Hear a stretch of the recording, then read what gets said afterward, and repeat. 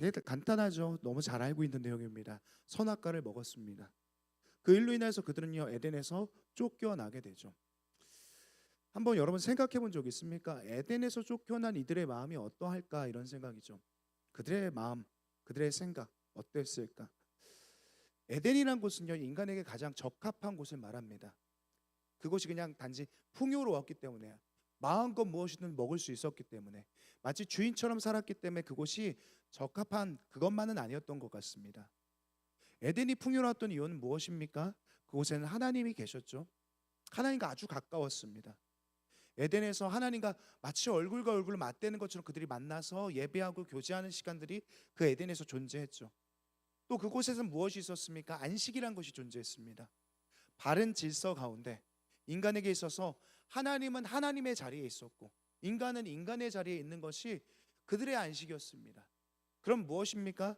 더 이상 아담은 하나님의 자리에 있지 않아도 됩니다. 주인이 아닙니다. 그는 어떠한 창조주가 아닙니다.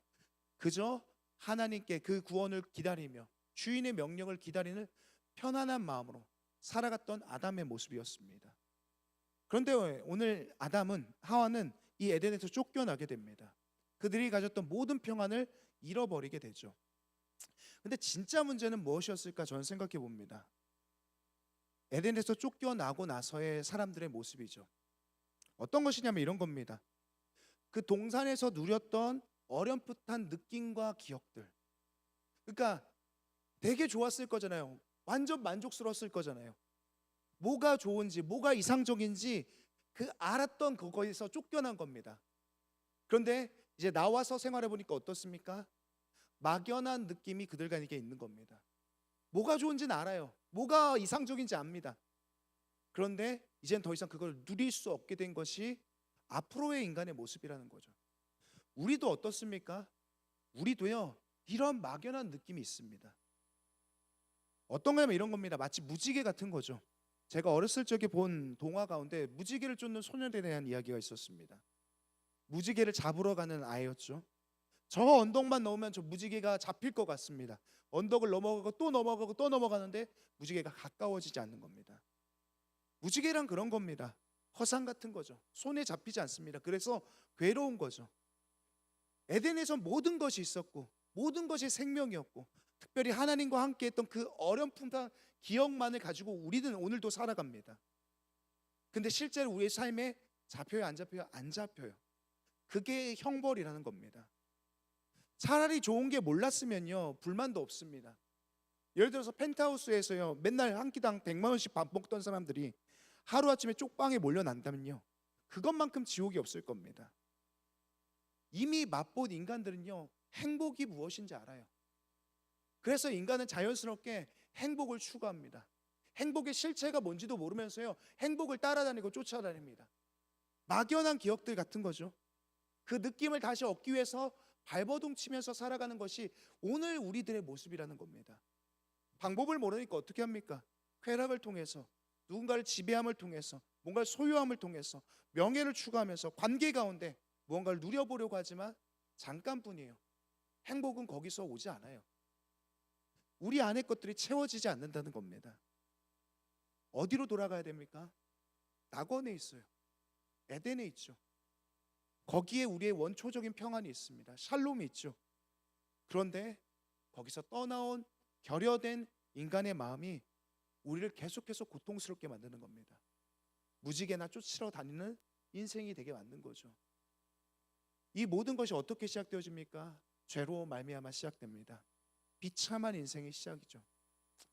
오늘 본문은요 그 이후의 이야기를 다루고 있습니다. 다행히도요 사장은 꽤나 희망적인 이야기로 그 시작을 합니다. 1절 말씀인데요 같이 한번 읽어보겠습니다. 아담이 그의 아내 하와와 동침하매 하와가 임신하여 가인을 낳고 이르되 내가 여호와로 말미암아 득남하였다 하니라. 이런 얘기죠. 하와가 아이를 낳게 되었다 이런 얘기입니다. 그리고 나서 아담이 말을 한 거죠. 주의 도움으로 내가 남자아이를 얻었습니다 이런 얘기를 하는 겁니다. 근데 이게 왜 희망적인 얘기냐? 사실 이들은요 선악과를 따먹고 나서 끝날 줄 알았습니다. 에덴에서 쫓겨났을 때 그냥 끝날 줄 알았습니다. 더 이상 생명이란 것을 얻을 수 없을 것이라고 생각했어요. 근데 하나님께서 그런 이들에게 주신 것이 죽음이 아니라 생명이라는 것이 너무 감격스러운 겁니다. 그래서 아담이 이렇게 노래하는 거예요. 하나님의 도우심으로 내가 생명을 얻었습니다. 너무 감사합니다. 이렇게 시작하는 것이 1절이죠. 그런데 그것도 잠시입니다. 죄로 인한 깨어짐은요, 여전히 인간에게 존재합니다. 얼마나 그것이 심각한지에 대해서 오늘 본문 4장은 보여주고 있습니다. 그런데 이 4장은 앞선 3장에서 선악과를 따먹었던 아담과 하와에게 나타났던 모습과 굉장히 닮아 있습니다. 그들의 죄의 결과가 무엇이었는지 점차적으로 이제 확산되어져 가거든요. 심화되어져 가는데 우리가 함께 살펴봤으면 좋겠습니다. 자, 그럼 오늘 본문 4장 가운데 주된 내용은 어떤 것입니까? 우리가 읽었습니다만 제가 간단히 얘기해 드리면 가인이 자기 동생 아벨을 죽였다는 겁니다. 그 죽임의 시작은 무엇입니까? 제사 때문이었어요.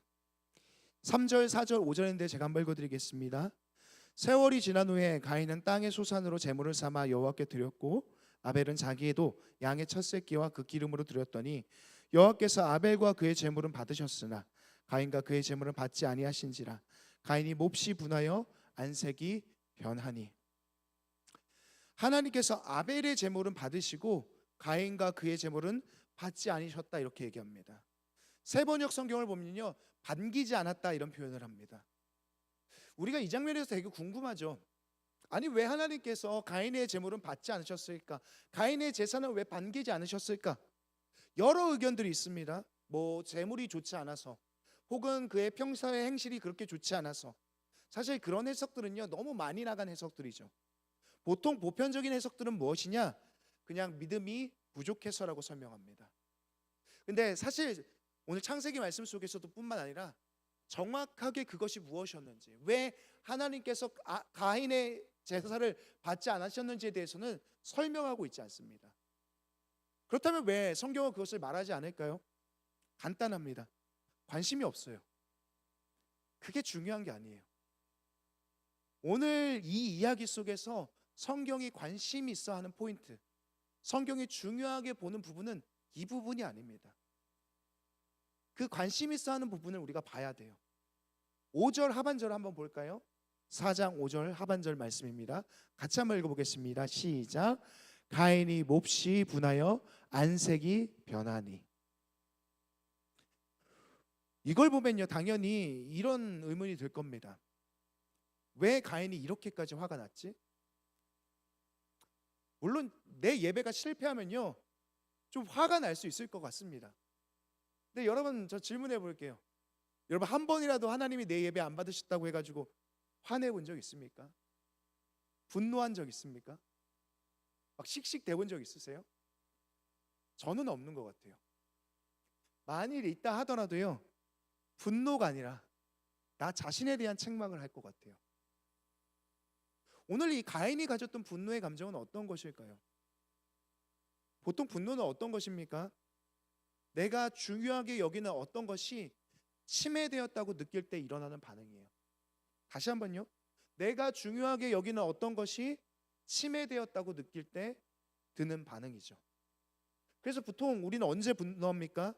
당연하게 여겼던 것이 받아들여지지 않을 때. 예를 들어서 법, 질서, 상식, 매너, 도덕 같은 거요. 당연한 것들이잖아요. 이런 거죠. 누가 새치기 하면 어때요? 짜증나죠. 길 가는데 앞에서 계속 담배 피우면 어떻게 해요? 화가 납니다. 전 특히 운전할 때요, 분노 조절이 잘 안 돼요. 아니, 왜 어떻게 운전을 저렇게 해? 저렇게 몰상식하게 해? 매너 없이 해? 이런 생각이 들어요. 이런 거죠. 내가 스스로 마땅해, 이건 당연한 거야, 이건 상식적인 거야 라고 여겼던 어떤 것들이 깨질 때에 우리는 분노해요. 지금 가인은요, 어때요? 가인에게 있어서 이 분노의 이유는 무엇입니까? 그에게는 자기의 예배였어요. 그는 자신의 예배에 대해서 확신했습니다. 이 제물은 하나님이 마땅히 받으셔야 돼. 근데 받아들여지지 않아요. 그래서 가인의 반응이 어떤 겁니까? 하나님 향해 손가락을 드는 거죠. 당신이 잘못했어요. 뭔가 잘못 생각한 거 아니에요? 날 왜 무시합니까? 이 예배가 얼마나 좋은데, 이 제물이 얼마나 귀한 건데 받으셔야 되는 거 아니에요? 이렇게 반응하는 거죠. 분노라는 것은요, 나의 존재에 대한 강한 확신으로부터 비롯됩니다. 오늘 가인이 그런 것처럼요. 자신의 예배에 대한 확신이 있었죠. 분명함이 있었습니다. 내 판단이 옳고 내 기준이 바르고 내 선택이 가장 선하다는 생각 때문에 오늘 가인은 분노하고 있어요. 그래서 이 이해되지 않는 상황 속에서요, 가인이요 한 번이라도요, 하나님 왜 그러셨습니까? 이렇게 물었다면 좋았겠지만 그는 어떻게 합니까? 이 상황을 자기 스스로 해석하고 그 해석에 따라 부정적 감정을 품습니다. 이게 가인의 모습입니다. 우리가 지난 시간 말했지만요, 죄라는 것은요 뭘 했고 안 했고 이런 게 아니에요. 죄는 뭡니까? 인간이 하나님의 자리에 앉은 걸 말해요. 인간이 하나님의 자리에 앉은 거죠. 이것의 구체적인 모습이 무엇이었습니까? 바로 오늘 계속 찬양했던 내용이죠. 선과 악을 판단하는 존재가 된 거예요. 선악을 구별하는 존재가 됐죠. 선이라는 것은 무엇입니까? 선은요, 성경이 말하는 선은 피조물을 향한 하나님의 뜻과 의지가 이루어지는 것이 선이라고 했어요.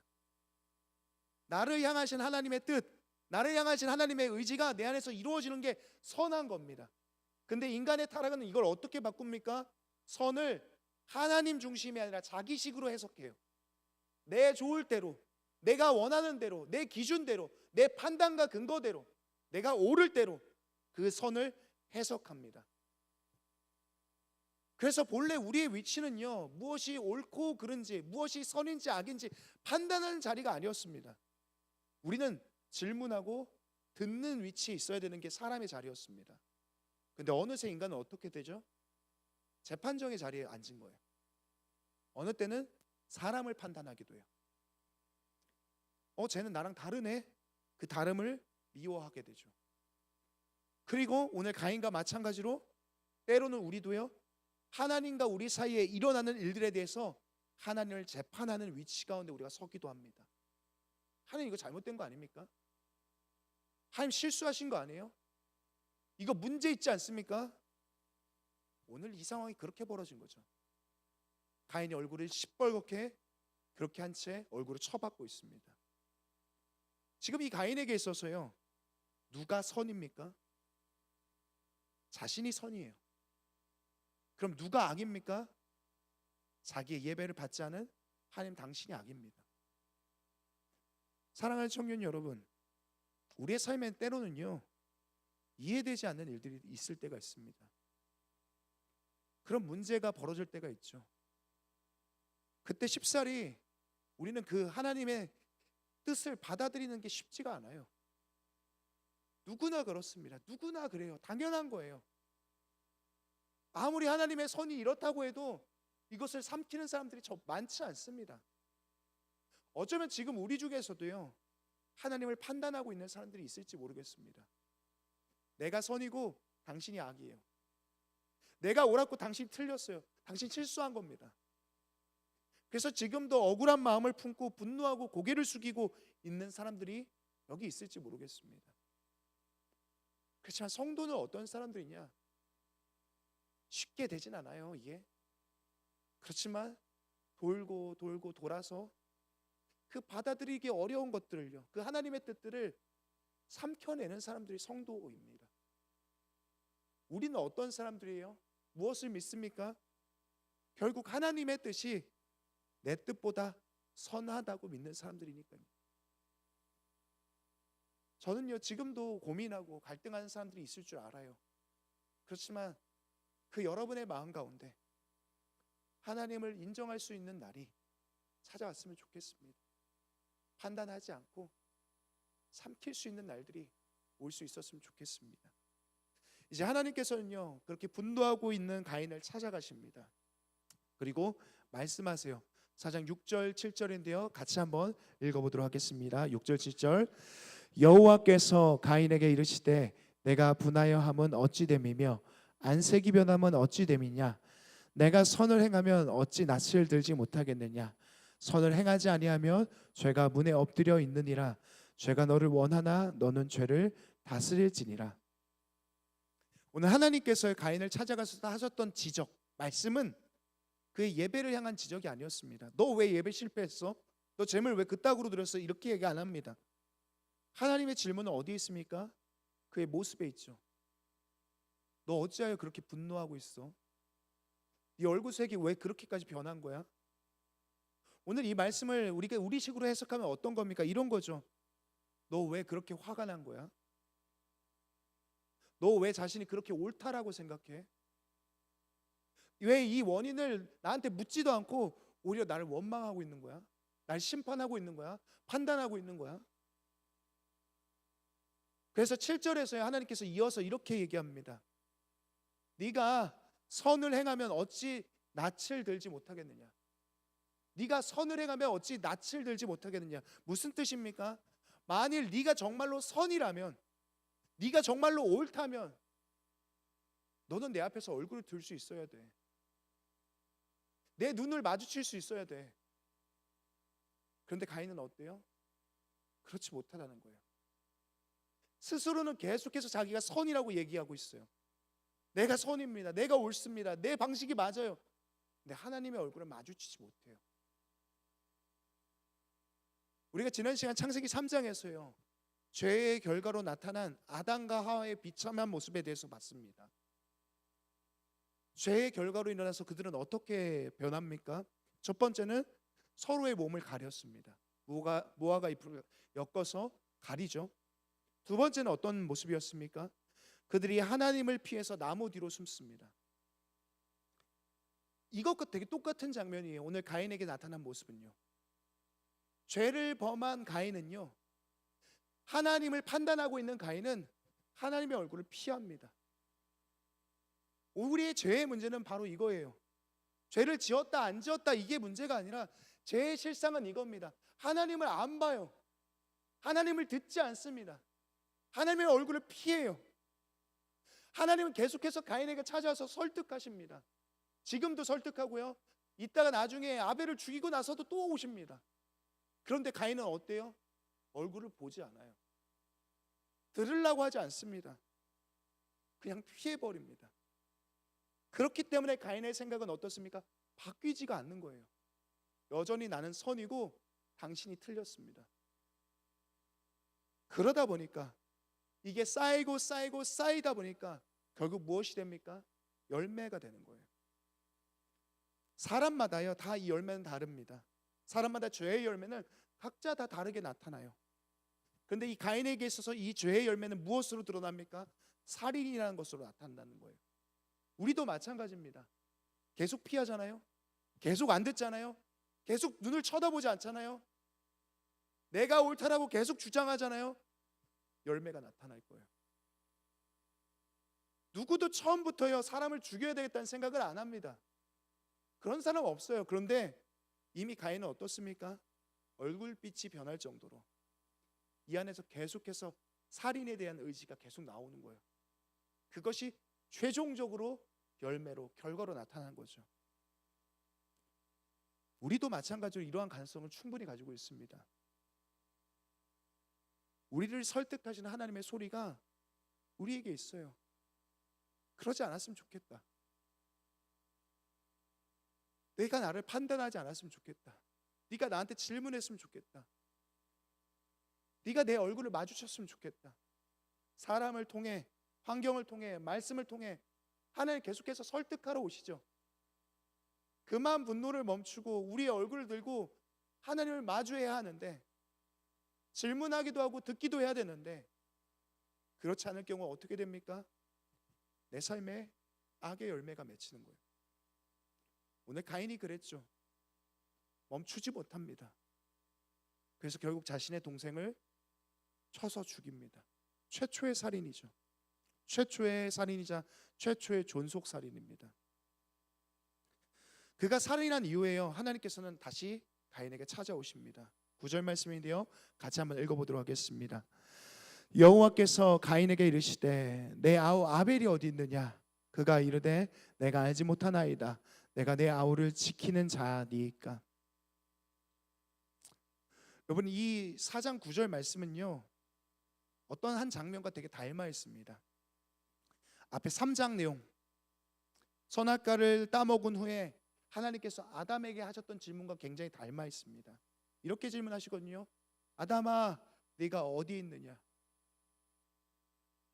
마찬가지로 가인에게도 물어보시죠. 네가 어디 있느냐? 너 어느 자리에 있느냐? 그리고 이어지는 10절에서는 또 뭐라고 이야기하십니까?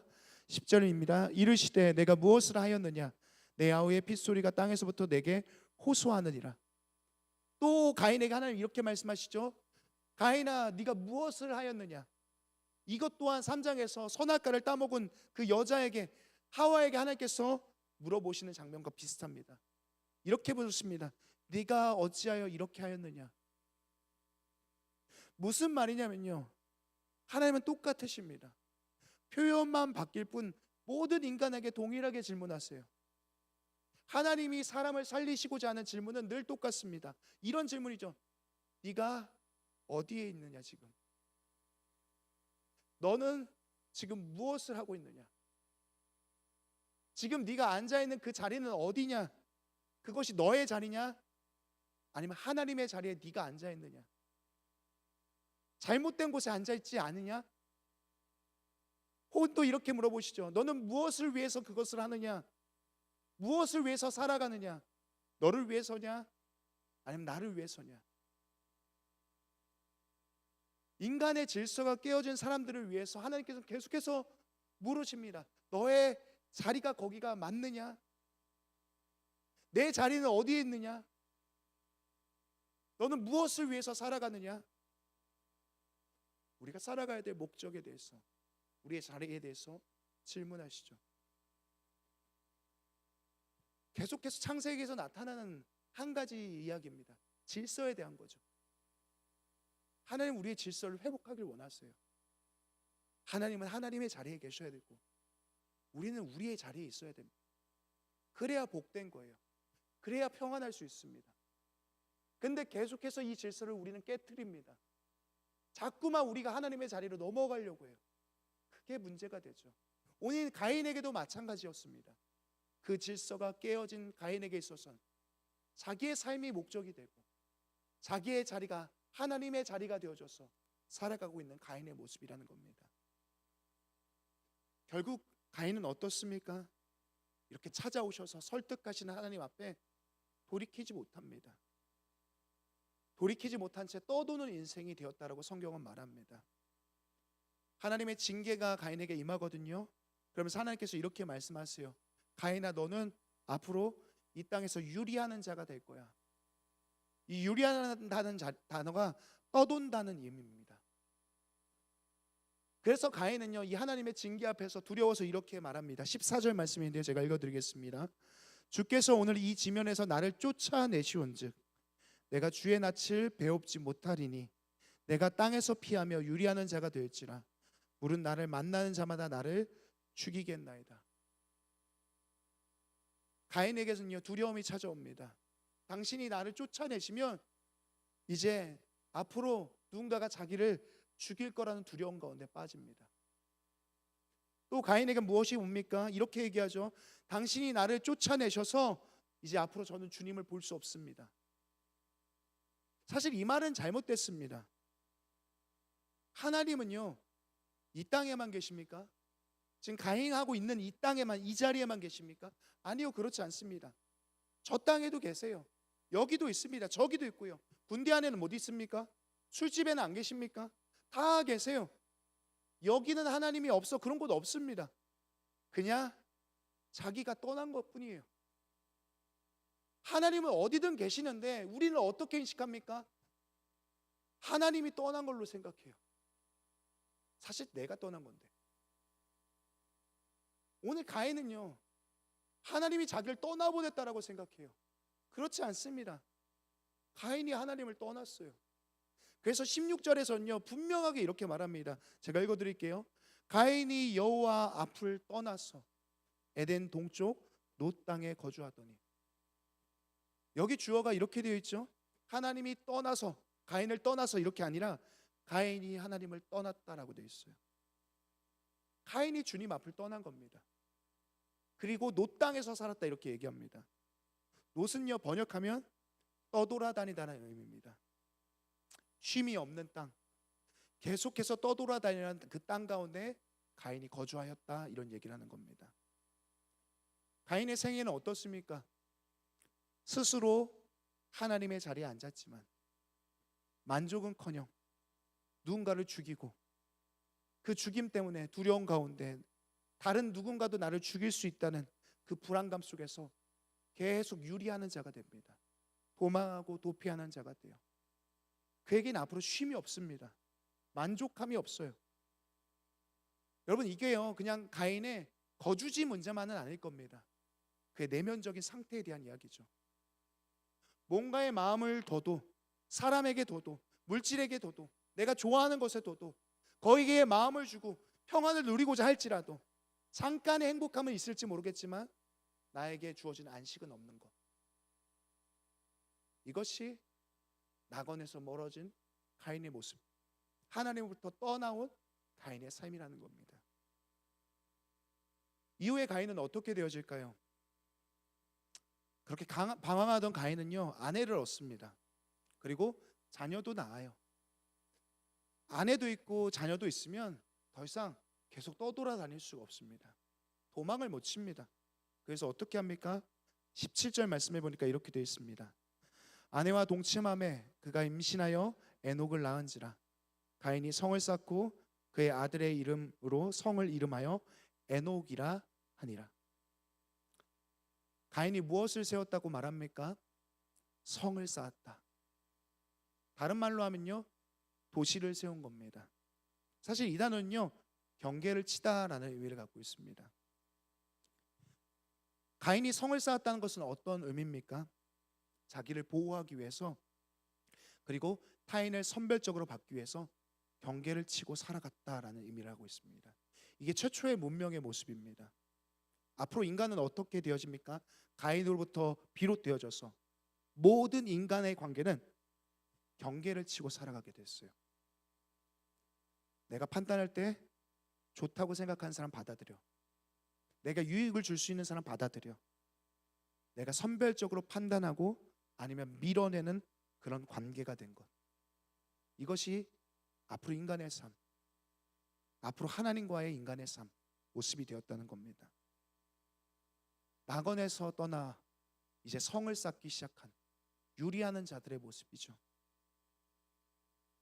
사랑하는 청년 여러분, 가인의 삶은 이렇게 점점점 비참해져 갑니다. 그리고 이 가인의 모습이요 다른 누군가의 모습이 아니라 오늘날 우리 이 시대의 모습입니다. 우리는 어떻죠? 계속해서 우리의 자리를 착각합니다. 하나님의 자리에 서서 누군가를 판단하고 때로는 하나님과 다투려 하기도 하죠. 여전히 내 생각, 내 선이 옳다라고 주장합니다. 우리의 생각을 고치거나 바꿀 생각을 하지 않아요. 하나님은 어떻게 하십니까? 계속해서 설득하세요. 찾아오시죠. 그러면 안 돼 가인아, 죄가 너를 삼켜버릴 거야. 그렇지만 들으려고 하지 않습니다. 얼굴을 보려고 하지 않죠. 그저 고개를 숙인 채 여전히 계속해서 우리는 어떻게 생각해요? 내가 옳아, 당신이 틀렸어. 내가 선해, 당신은 악한 존재야 라고 생각한 것이 인간의 삶입니다. 결국 이것이 무엇이 됩니까? 열매가 되어지죠. 하나님의 얼굴을 마주치지 않은 인간은 그 열매로서 악한 결실들을 맺어갑니다. 그 결실의 결과로 무엇이 됩니까? 우리에겐 두려움이 생겨요. 내가 한 일들이 또 다시 내게로 돌아오지 않을까에 대한 두려움들이 계속해서 찾아오게 됩니다. 또 무엇을 합니까? 우리는 경계를 짓고 사람들을 밀어냅니다. 더 이상 내 바운더리에 사람들이 들어오는 것을 용납하지 않아요. 가인의 모습이죠. 그의 삶에선 낙원을 찾아볼 수가 없습니다. 오늘 우리 시대의 모습 속에선 낙원의 흔적을 발견할 수가 없습니다. 저는요 소원이 하나 있습니다. 되게 오래전부터 가졌던 소원이에요. 그게 뭐냐면 악뮤 콘서트 가는 거예요. 진짜 찐팬이거든요. 진짜 좋아요. 근데 제가 왜 못 갔냐면 대부분 콘서트는요 토요일 저녁에 아니면 주일 저녁이에요. 그러니까 또는 교회에서 되게 중요한 날이라고 여기는 그런 날이에요. 크리스마스 때 같은 때요. 저는 목사라는 직업의 특성상 주말에 일을 하니까요. 그래서 못 가는 거예요. 계속해요. 그렇지만 사실 저는 포기하지 않았거든요. 언젠가는 악무 콘서트를 가야 되겠다 이런 마음을 갖고 있어요. 그래서 제가 예전부터 했던 일이 뭐였냐면 가서 악무 콘서트 가서 저희 아들 서준이랑 떼창하려고 4살부터 악무의 노래를 가르쳐 줬어요. 막 다이노소어 이런 거 있죠. 근데 이제 서준이 좀 키워서 이제 갈만 하거든요. 토요일날 저녁이면 갈 수 있거든요. 근데 또 연서가 태어났네요. 한참을 못 갈 것 같아요. 근데 되게 요즘에 기쁜 소식이 있었어요. 악뮤 제가 되게 좋아하는데 새로운 앨범이 나왔죠. 혹시 들어보셨습니까? 요즘 되게 유행하잖아요. 막 이게 춤도 추고 뭐 쇼츠도 올리고 막 그러잖아요. 우리도 교회도 했던데 그 중에 소문의 낙원이라는 노래가 있습니다. 한번 여러분도 들어보셨으면 좋겠습니다. 이 노래를 작사 작곡한 이찬혁이죠. 찬혁 씨는 거기서 말하는 이 낙원이라는 것 아마 여러분이 생각하는 그곳일 겁니다. 천국, 하나님 나라, 뭐 에덴. 거기서 이제 뮤직비디오 같은 거 보면요 사자탈을 쓰고 있는 사람 나오거든요. 이게 성경 말씀에 기인하여서 나온 장면이에요. 하나님 나라는 어떠냐? 사자와 어린 양이 함께 뛰노는 곳이다 해서 그래서 사자가 나오는 거예요. 그리고 천사 이렇게 날개 한 사람들도 나오죠. 그래서 그런 장면으로 뮤직비디오를 만들어서 제가 이제 뭐 가요지만 기독교인으로서 듣는데 아무 이질감이 없더라고요. 우리가 소문으로 들었던 낙원에 대한 이야기를 이찬혁 씨는 이 가사 가운데 담아요. 한 번도 본 적 없고 경험한 적 없지만 그러나 우리의 모두 안에는 그런 낙원에 대한 향수가 있다는 것을 노래 가운데 나타냅니다. 앞서서 말했지만요 우리는요 낙원을 동경해요. 낙원에서 쫓겨나왔지만 그때 느꼈던 아담의 감정과 하와의 감정이 여전히 그 후손들에게 이어져서 내려와요. 오늘날 우리는 그 낙원에 대한 동경을 행복이란 단어로 치환해서 사용하지만 여전히 우리 가운데 그 행복을 원하고 바랍니다.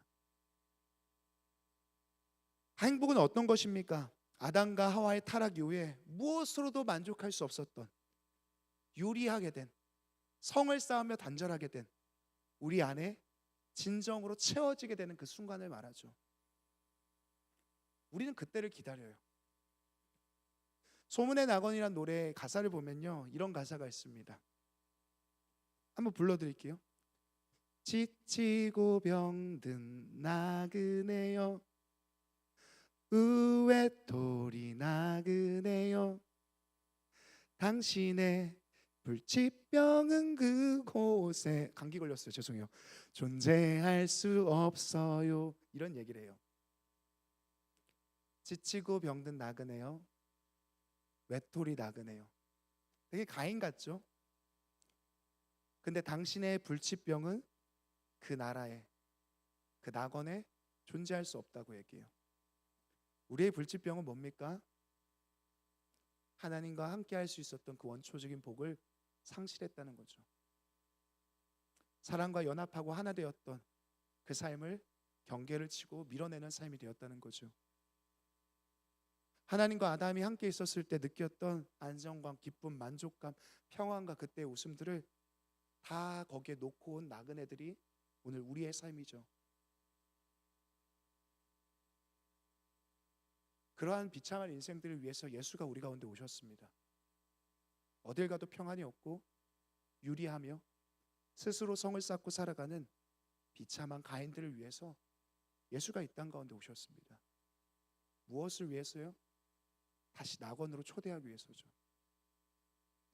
사랑하는 청년 여러분, 하나님은요 우리가 우리의 낙원을 다시 회복하길 원하십니다.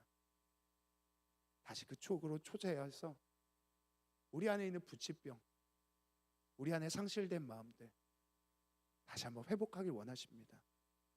그래서 이렇게 질문하시죠. 네가 어디에 있느냐? 너의 자리는 어디냐? 네가 있는 그 자리는 바른 자리냐? 너는 무엇을 위해 사느냐? 누구를 위해 살아가고 있느냐? 어떤 일을 하며 살고 있느냐? 인간의 질서가 깨어져서 불행해진, 비참해진 우리를 돌이키시기 위해서 하나님이 여전히 우리에게 질문하십니다. 이 질서에서 계속 우리는 떠나면요 계속해서 우리는 하나님을 피할 것이고 스스로 불안해할 것이고 자기만의 성을 쌓을 겁니다. 그러나 여러분, 하나님 안의 질서를 다시 회복했으면 좋겠습니다.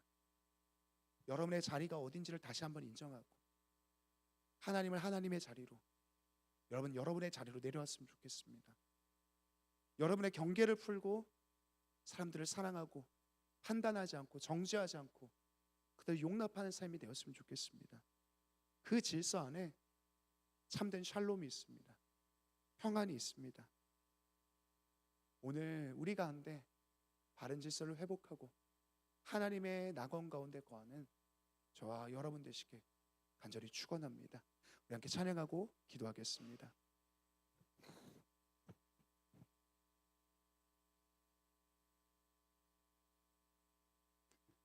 사실